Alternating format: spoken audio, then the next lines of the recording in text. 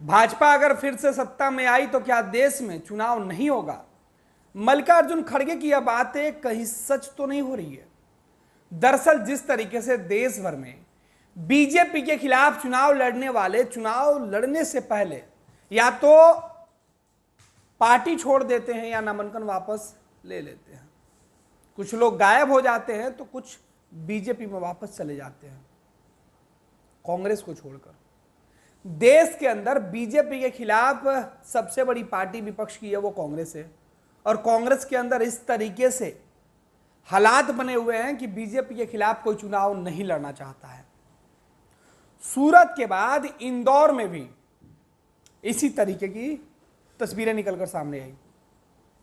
सूरत में जहां उम्मीदवार कांग्रेस का और उसके प्रस्तावक गायब हो जाते हैं, लिहाजा उनका नामांकन रद्द हो जाता है, वहां से बीजेपी के प्रत्याशी निर्विरोध निर्वाचित हो जाते हैं। अब इंदौर में भी कमोबेश वही तस्वीर निकल के सामने आ रही है। इंदौर में कांग्रेस ने जिसको टिकट दिया उसके खिलाफ 3-4 दिन पहले खबरें निकल के सामने आई कि उसके ऊपर हत्या का मामला है, उसके ऊपर गंभीर धारा लगी हुई है और वो कभी भी जेल जा सकता है। अभी सूचना के बाद कांग्रेस के उम्मीदवार अपने आप को सोचने समझने और संभलने के लिए मौके के तलाश में ही था कि उसके पास प्रेशर आने लगे। ये इंदौर कांग्रेस के नेता कह रहे हैं कि उनके उम्मीदवार पर यह प्रेशर डाला जा रहा था कि किसी भी सूरत में चुनाव नहीं लड़ो, नहीं तो जेल चले जाओगे। नाम वापसी के अंतिम दिन सोमवार को उसने अपना नामांकन वापस ले लिया। सर झुकाए इलेक्शन कमीशन के ऑफिस से मुख्य निर्वाची पदाधिकारी जो इंदौर में है, उनके दफ्तर से वो बाहर निकला और बीजेपी नेताओं के साथ जाकर गाड़ी में बैठकर बीजेपी ज्वाइन कर ली। ये इंदौर की तस्वीर है। और अब चर्चा, क्या देश में सच में अगर बीजेपी सत्ता में आती है तो चुनाव नहीं होगा? मल्लिकार्जुन खड़गे का वो बयान लोगों के लिए सुर्खियों में। भाई देश के अंदर हालात बदले हुए हैं। बदलते हुए हालात में प्रधानमंत्री नरेंद्र मोदी 400 पार का नारा भले इधर कम ले रहे हैं, नारा की आवाज कम हो गई है तो कांग्रेस को लोगों को लग रहा था कि राहत की बात है। लेकिन इधर प्रियंका गांधी कह रही है कि मैं जब 3 दिनों के लिए विदेश जाती हूं अपनी बेटी से मिलने के लिए तो इस बात की जानकारी प्रधानमंत्री को होती है, लेकिन देश से अगर कोई भाग जाता है इस बात की जानकारी नहीं होती है। हैरान मत होइए, इससे भी बड़ी खबर आपको बता रहे हैं, जो खबर शायद मीडिया में दब जा रही है। एक और बड़ी खबर है, बीजेपी का उम्मीदवार जिसके लिए प्रधानमंत्री नरेंद्र मोदी चुनाव प्रचार करते हैं, बीजेपी गठबंधन का उम्मीदवार बना, बीजेपी का उम्मीदवार। प्रधानमंत्री नरेंद्र मोदी अगर एनडीए के साथ किसी गठबंधन में है तो वहां चुनाव केवल प्रधानमंत्री लड़ रहे हैं। सबसे बड़ा सेक्स स्कैंडल मामले में फंस गया, सुई फरार हो गया, पता तक नहीं चली, अब बवाल मचा हुआ है।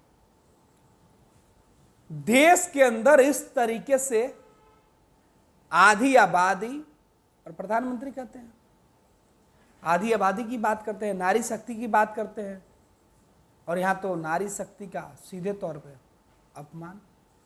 सेक्स स्कैंडल, एक नहीं कई चीखे, और उन चीखों के बाद जिस बीजेपी समर्थित सांसद उम्मीदवार के ऊपर कार्रवाई होनी चाहिए।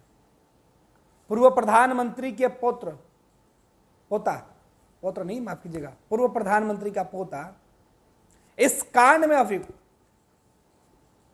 और वो फरार। देश की एजेंसियां उसको नहीं खोज पा रही है। बवाल मचा हुआ देश के अंदर। कांग्रेस की तो महिलाओं ने, प्रवक्ताओं ने पूरा वीडियो रिलीज कर दिया है। हम एक एक बात बताएंगे, पहले लेके चलते हैं आपको इंदौर की घटना क्या है वो बताते हैं। इंदौर में आखिर क्या कुछ हुआ है। इंदौर में कांग्रेस का उम्मीदवार नामांकन वापस लेने के बाद बीजेपी में शामिल हो गया, और अब उसको डर नहीं है कि वो जेल जाएगा। वो उसका डर खत्म हो गया कि हत्या के मामले में वो उसके खिलाफ मुकदमे जो एफआईआर है वो चार्जशीट दायर किया गया, क्योंकि उसको पता है कि अब कानून के हाथ छोटे पड़ जाएंगे। पूरी खबर हम आपको विस्तार से बता रहे हैं कि ये तस्वीरें आप देखिए। ये तस्वीरें बीजेपी दफ्तर में जिस शख्स की दिखाई दे रही है, इसका नाम अक्षय कांति बम है। और अक्षय पर कांग्रेस ने बड़ा उम्मीद जताई थी, भरोसा जताया था। अक्षय का नाम देखिए किस तरीके से, अक्षय कांति बम।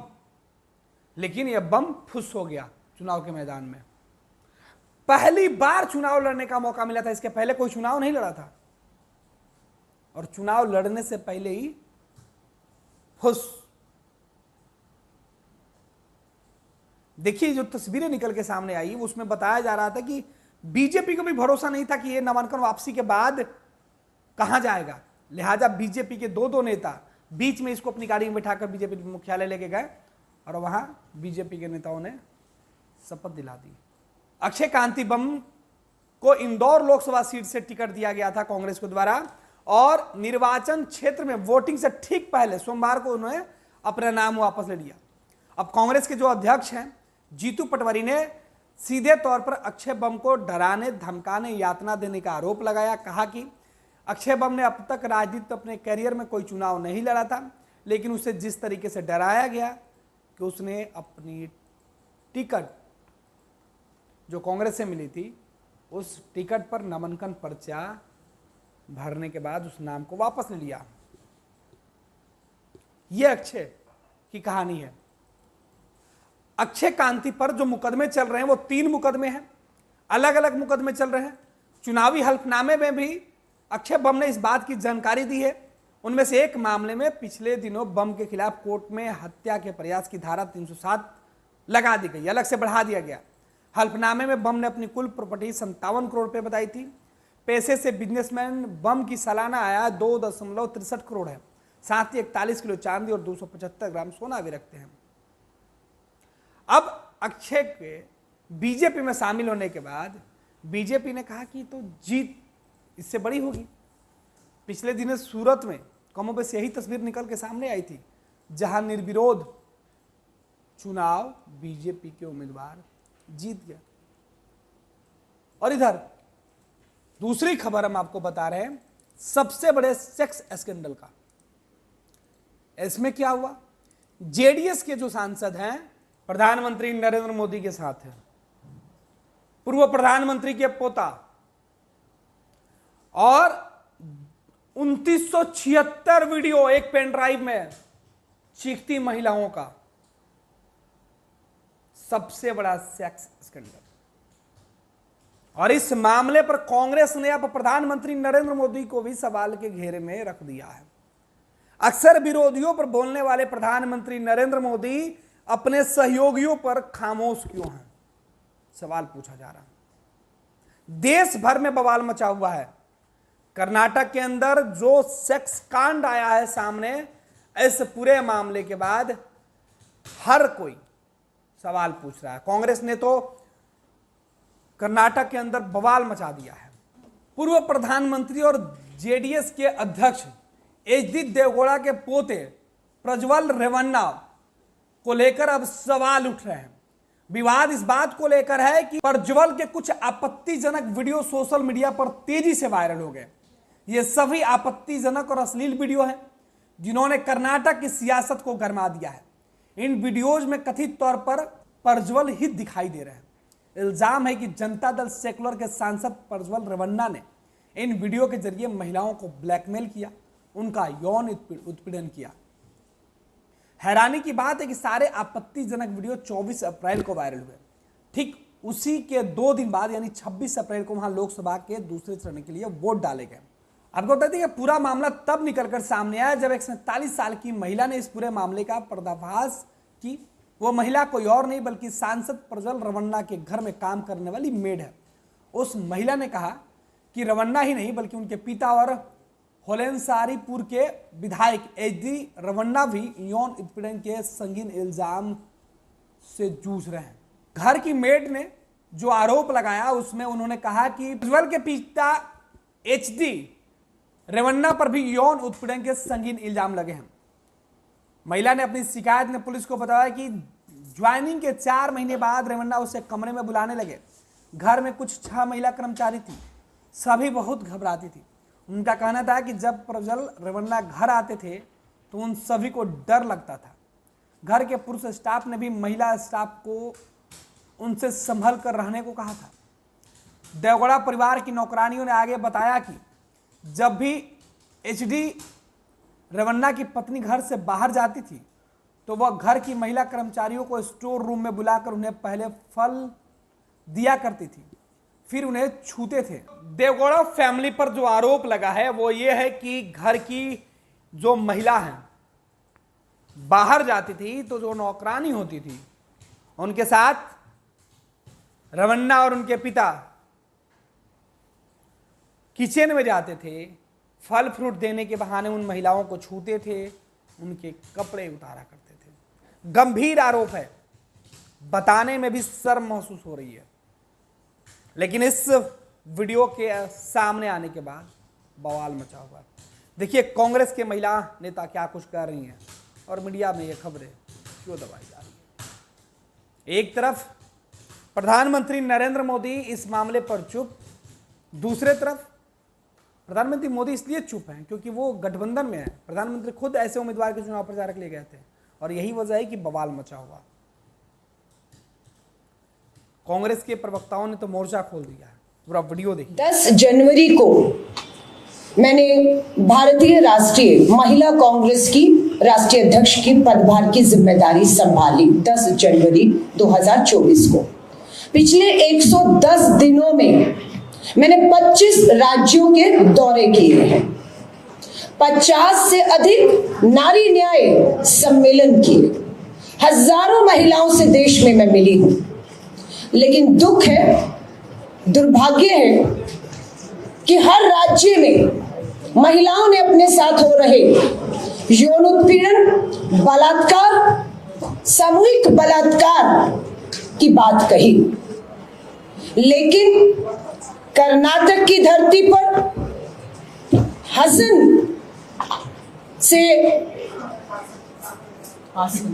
हासन से जेडीएस के सांसद जो भाजपा के अभी संयुक्त उम्मीदवार हैं प्रज्वल रेवन्ना, उसने सारे रिकॉर्ड तोड़ दिए हैं।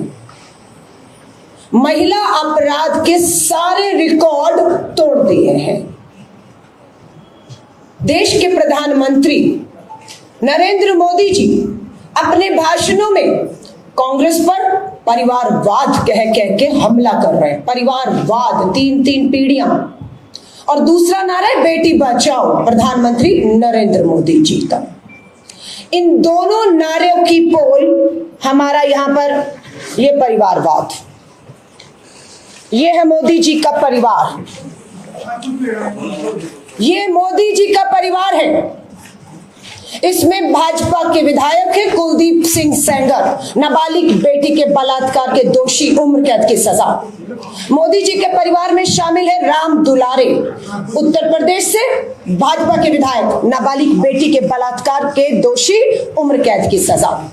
इसमें मोदी जी के परिवार में शामिल है बीजेपी के सांसद ब्रजभूषण शरण, यौन उत्पीड़न के गंभीर आरोप लगे हैं, लेकिन चुनावी मैदान में खड़े और बेटियां न्याय मांग रही हैं। और इस मोदी जी के परिवार में गंभीर बलात्कार, इसमें संदीप सिंह भी दिख रहे होंगे, हरियाणा के मिनिस्टर हैं। गंभीर सेक्सुअल हैरासमेंट के आरोप में एफआईआर है, लेकिन एक्शन नहीं है। ये मोदी जी के परिवार में आज ब्रजभूषण शरण, राम दुलारे, संदीप सिंह, ब्रजभूषण शरण के साथ साथ हासन से सांसद प्रज्वल रेवन्ना का नाम भी जुड़ गया है। इन्होंने एक बेटी के साथ बलात्कार, सेक्सुअल हरासमेंट किया, लेकिन सांसद प्रज्वल रेवन्ना ने एक नहीं 1000 से अधिक हमारी बहनों, हमारी बेटियों के साथ गलत काम किया है। परिवारवाद के आरोप कांग्रेस पे लगते हैं, 3 पीढ़ियां। यहां देखिए कितनी पीढ़ियां हैं। देश के पूर्व प्रधानमंत्री उनके पुत्र पूर्व मुख्यमंत्री, नाम आप सब जानते हैं, उनके भाई विधायक है और उनके विधायक भाई का बेटा तीसरी पीढ़ी सांसद है। ये 3 पीढ़ियों का साथ देश के प्रधानमंत्री नरेंद्र मोदी जी खड़े हैं और भाषण देते हैं, बेटी बचाओ और परिवारवाद। 26 वर्षों में 17,000 से अधिक डॉक्टर बना चुका बिहार एवं झारखंड के छात्रों एवं अभिभावकों के बीच सर्वाधिक विश्वसनीय एवं लोकप्रिय संस्थान गोल, नेशंस लीडिंग इंस्टीट्यूट। हमारा विश्वास गोल के साथ।